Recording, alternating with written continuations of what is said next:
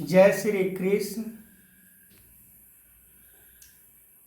भगवान ने इस सृष्टि में सभी को एक समान सब कुछ प्रदान करते हैं। सूर्य की रोशनी यदि गरीब को मिलता है तो अमीर को भी मिलता है। धरती सभी प्राणी को बराबर अधिकार देता है। सभी इस धरती पर विचरण करते हैं। अनेकों ऐसे जो बात है जो परमात्मा किसी को अभेद नहीं करते हैं, किसी से भेद नहीं करते हैं।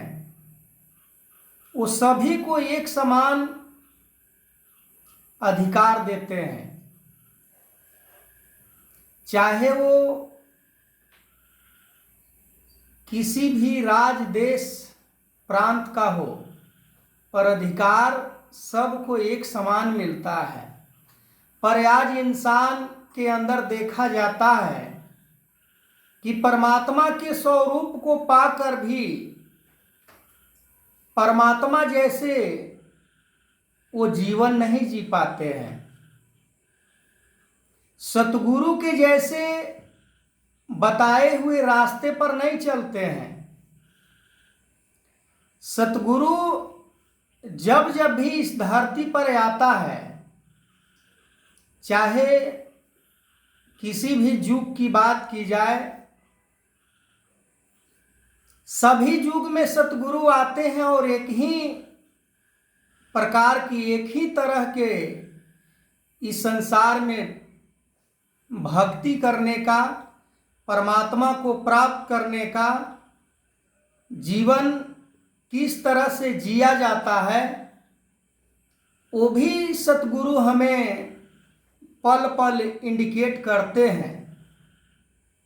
पर हम ऐसे संसार में जो कामना से ग्रस्त होकर, स्वार्थ से ग्रस्त होकर, घृणा द्वेष से ग्रस्त होकर, अनेकों ऐसे जो अवगुण है वो हम धारण करके जी रहे होते हैं, जिसके कारण हम परमात्मा के जो मूल्य स्वरूप है, परमात्मा का जो वास्तविक गुण है, उस गुण को हम धारण नहीं कर पाते हैं। जैसे परमात्मा ने सभी को एक समान, सभी को इस धरती पर जीने का अधिकार दिया, पर परमात्मा किसी से कभी भी रोक टोक नहीं करता है। तो इससे साबित होता है कि परमात्मा के अंदर दया करुणा है, यानी सभी के लिए समानता है, सभी के लिए अपनापन का भाव है।